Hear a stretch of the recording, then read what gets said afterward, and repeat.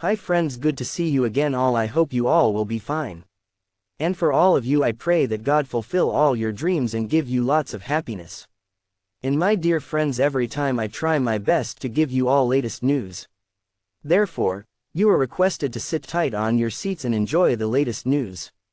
Prime Minister Mohammed Shia al-Sudani participated yesterday evening, Tuesday, Baghdad time, in the official opening of the 79th session of the United Nations General Assembly in New York, which is held under the title Leaving No One Behind, Working Together for Peace, Sustainable Development and Human Dignity for Present and Future Generations. Before participating in the UN Hall, he received a number of international officials. On Monday night Baghdad time, al-Sudani received U.S. Deputy Treasury Secretary Wali Adeyemo and a number of officials from the Treasury Department, on the sidelines of his participation in the United Nations General Assembly. A statement by the Prime Minister's media office received by al-Saba stated that the meeting witnessed discussion of bilateral economic relations between the two countries in various vital sectors, reviewing the government's efforts and plans for economic and financial reform, the move towards diversifying sources of Iraqi output, enhancing development targets, and practical measures implemented in the field of combating money laundering. The Prime Minister confirmed, according to the statement, that the government has made great strides in the financial and banking reform file, and 95% of bank transfers have been completed through the electronic platform, and less than 5% remains to be completed by the end of this year, after which the transition to the correspondent banking system will take place, in accordance with the government's approach and its commitment to raising the capabilities of Iraqi banks, in line with international standards and meeting the needs of the thriving investment environment in Iraq.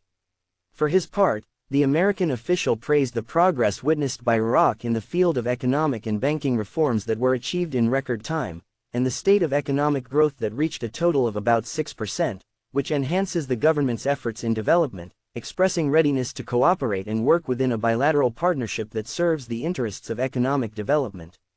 Prime Minister Mohammed Shia al-Sudani also received, on Monday evening Baghdad time, the U.S. President's envoy for kidnapped affairs, Ambassador Roger Carstens.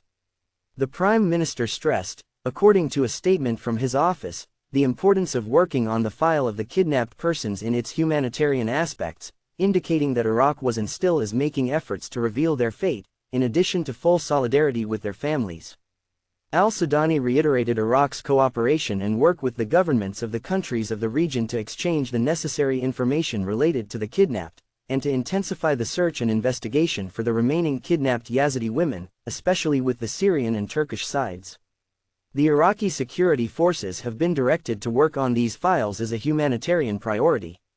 For his part, Ambassador Carstens expressed his appreciation for Iraq's efforts in the field of applying human rights standards, adopting them within the government program, following up on cases of enforced disappearance, and cooperating with the countries concerned in this field to uncover the fate of their citizens. Al-Sudani received, at his residence in New York, the Director General of the International Organization for Migration (IOM), Amy Pope. During the meeting, the file of displaced Iraqis and others in refugee camps was discussed, as well as the facilities provided by the Iraqi government for their voluntary return, in addition to projects to provide services and requirements for a decent life in their areas of residence before their return.